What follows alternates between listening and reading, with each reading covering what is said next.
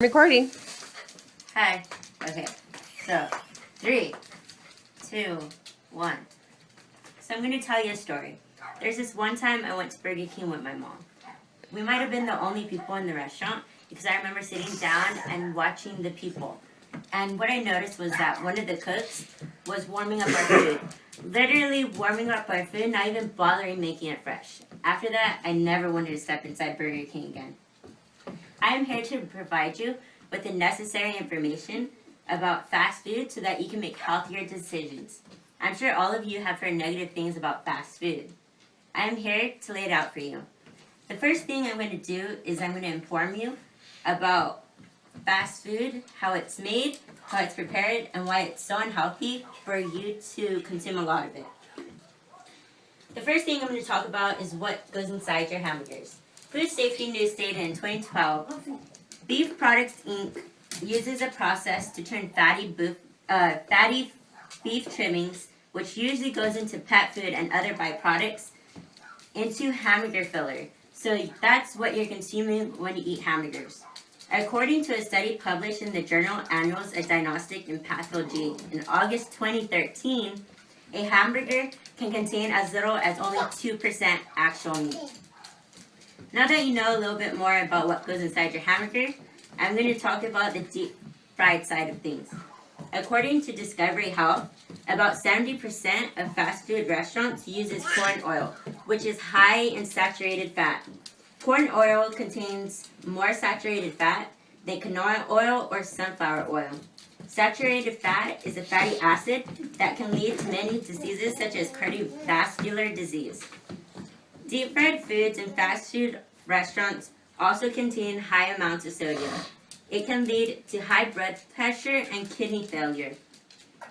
It is also a leading cause in stroke and heart attack. Now that you know a little bit more about what goes inside your food, I'm going to talk about how it's prepped. Fast food restaurants are probably one of the most dirtiest places you can eat. This is because during lunch and dinner, it gets really busy, and the whole point of fast food is getting it out fast, not necessarily if you have enough time to clean your station. Also, distributing your food can get dirty. Cashiers, what do? They handle money, and then afterwards, they handle your food. And likely is that during lunch and dinner, they don't have time to wash their hands.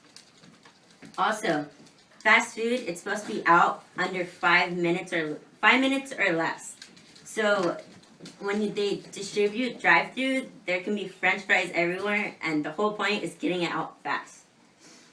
Now that you know a little bit more about what goes inside your food and how your food is prepped, I'm going to talk about why it's so harmful for your health. I work at Carl's Jr., and I can personally tell you that after I heard this last fact, I never wanted to eat there again. There's a hamburger called the Western $6 Burger. It has 910 calories, 59 grams of fat, and 1.5 grams of trans fat, according to the nutrition label at carlsjr.com. And that's not even including the French fries or the soda. Too much fast food can obviously lead to obesity because of the high amounts of fat and sugar. And if you consume a lot of fast food, it can also lead to type 2 diabetes. And as I stated before, sodium can lead to high blood pressure. And if you consume a lot of it, it can lead to heart disease. Fast food also has trans fat in it, which raises LDL, which is bad cholesterol. And what that does is it clogs your arteries, which can lead to heart disease or cardiac arrest. I've informed you about what goes into your food, how your food is prepared, and why it's so unhealthy. So, in conclusion, I hope you take the information that I provided for you today into consideration next time you're out for lunch. Remember what goes into your food. Remember how your food is prepared, and remember why it's so unhealthy, especially if type 2 diabetes, heart disease, and high blood pressure runs in your family.